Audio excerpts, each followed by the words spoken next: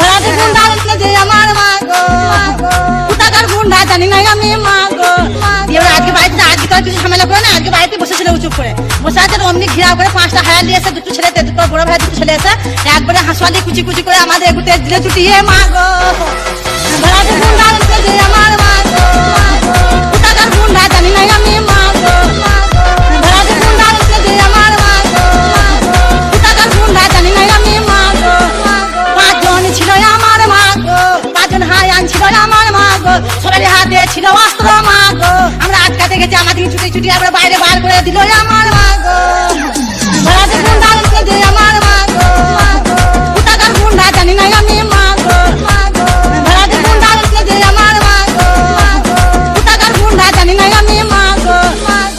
আম পক পক জাম পক পক পেয়ারা পেকেছে, রোস্টারদের মায়ের গানে শেয়াল ঢুকেছে।